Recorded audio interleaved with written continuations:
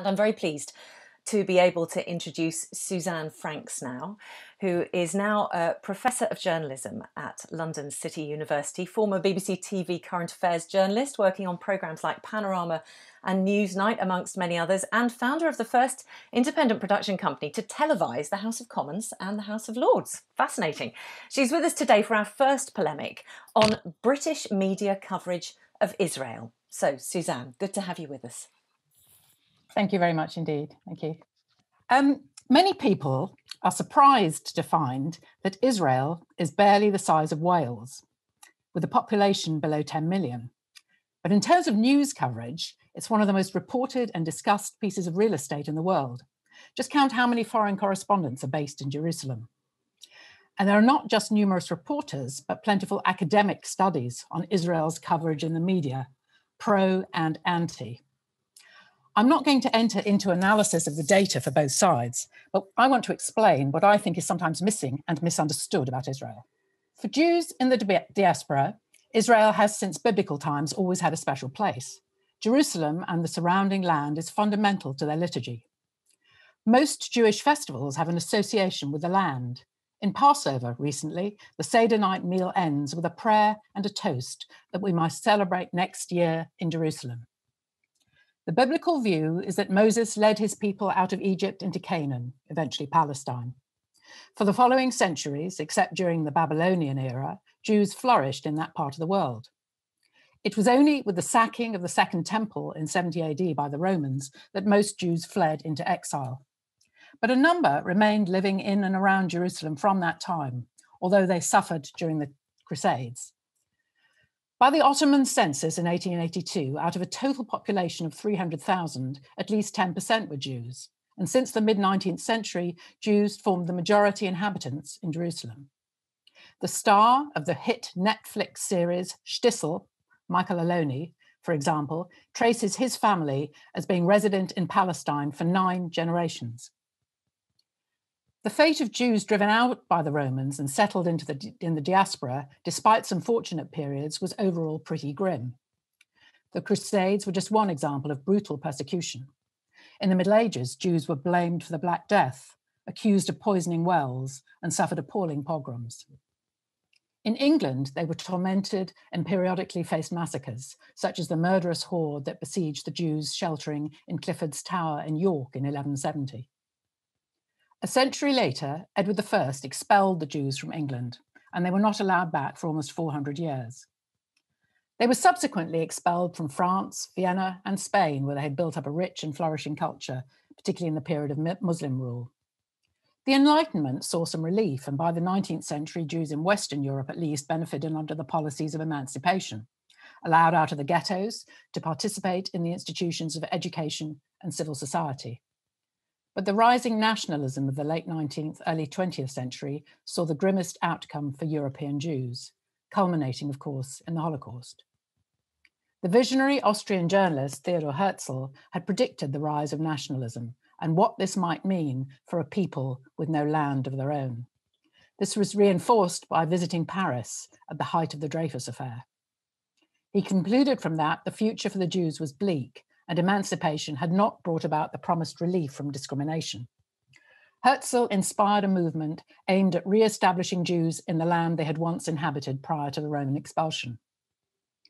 In the early 20th century, a steady flow of Jews arrived in the former corner of the Ottoman Empire, now under British mandate.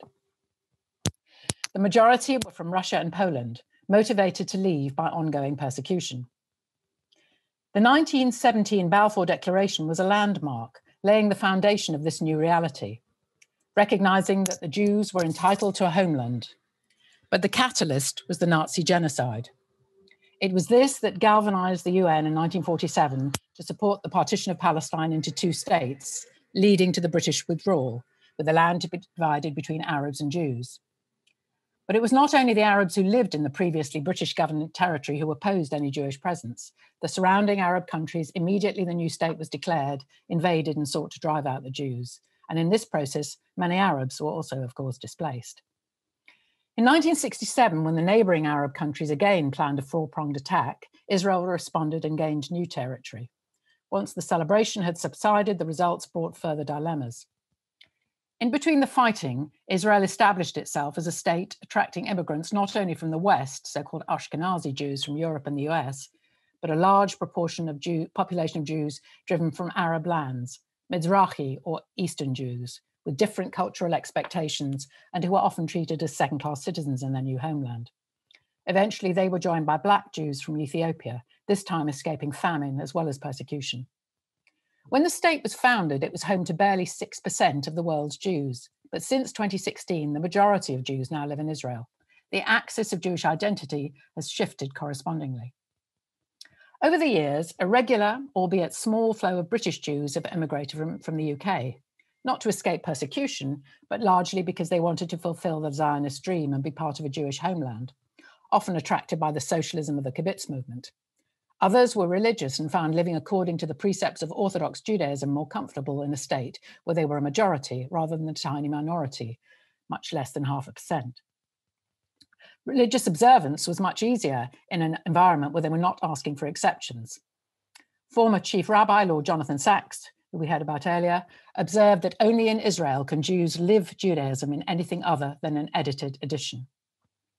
These days, roughly 600 Jews a year moved to live in Israel, although a proportion eventually returned to the UK, and indeed over 20,000 Israelis also live here, many with British partners. This flow of immigration to Israel from Britain, combined with the Israelis who live in the UK, means that many British Jews have personal ties to Israel. Many visit on a regular basis, like the youth movements who take half of all Jewish 16-year-olds on a month-long trip each summer.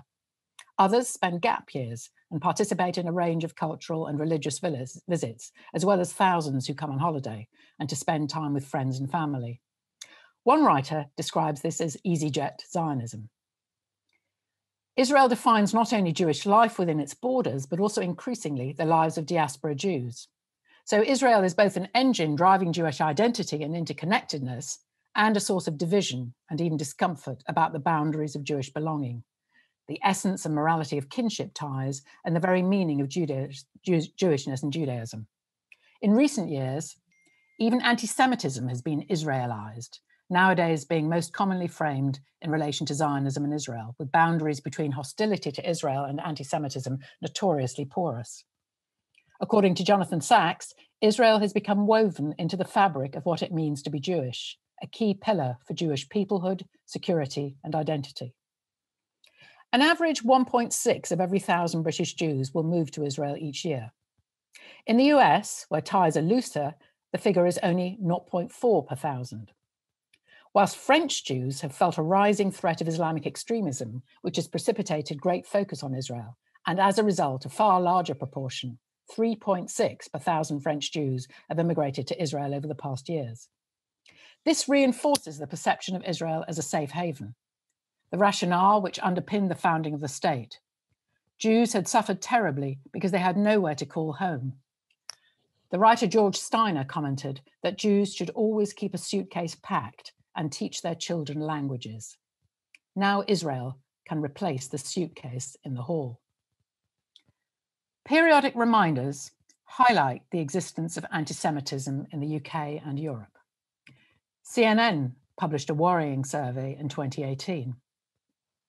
Another one came out earlier this year. And a book published recently by this Israeli comic, Tuvia Tenenbaum, who toured the UK undercover soliciting opinion on Jews in Israel, yielded a grim result.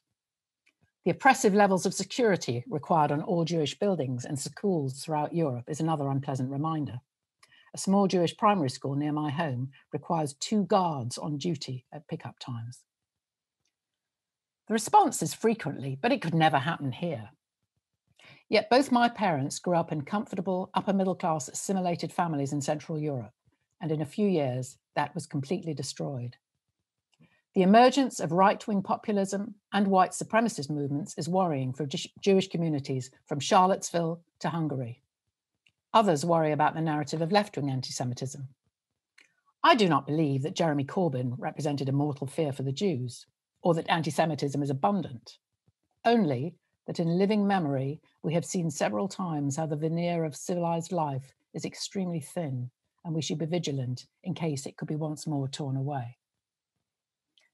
So the notion of Israel as a safe haven is core to these arguments, yet not always understood. The Labour MP for Bradford, Naz Shah, made a crass intervention when she tweeted in 2014 that the Jews should be made to leave Israel en masse and be resettled in the United States. Problem solved, she commented. She was in fact suspended from the party and did later apologise for this remark, describing it as anti-Semitic, although it does remain the policy of Hamas and other voices that the Jews should be driven out. The narrative Shah and many others on social media have used is one of colonial intruders who should go elsewhere. Yet what outsiders jumping on this bandwagon often fail to realise is that for many Israeli Jews, there is nowhere else to go. I have several cousins in Israel. In 1940, they escaped from Eastern Europe and fled across Turkey and Syria to reach Palestine, having failed in attempts to seek refuge elsewhere in France or the USA. This decision saved their lives, as the rest of their family was imprisoned and murdered by the Nazis. Their grandchildren and great-grandchildren are Israelis. So where should they go now? Similarly, the Jews expelled from Arab countries, Libya, Iraq, Yemen, mainly in the 1950s. What other home do they have? There is an argument that the Arabs only drove them out in response to the establishment of Israel, but the evidence is otherwise. There were deadly pogroms in Iraq in 1941, long before Israel existed. Yes, there are multiple political problems in the current status quo.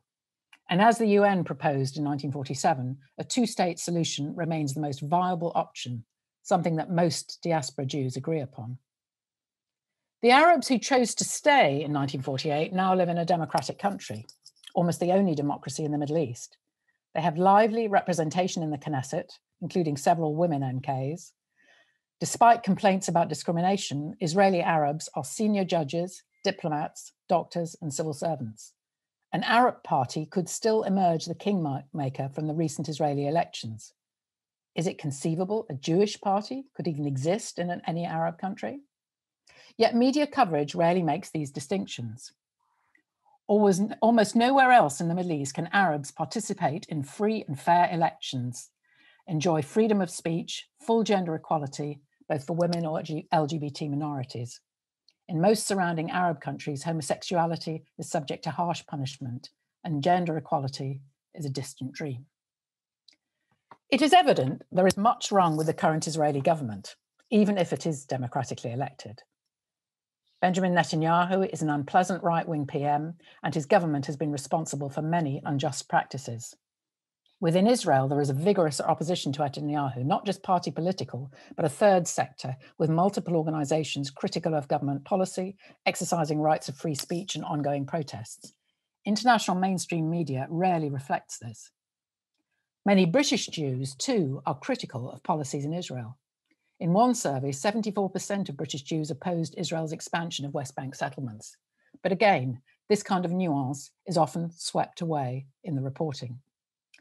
Natan Sharansky, former Soviet dissident and later Israeli minister, devised what he calls the 3D test to help distinguish what he argues is legitimate criticism of Israel.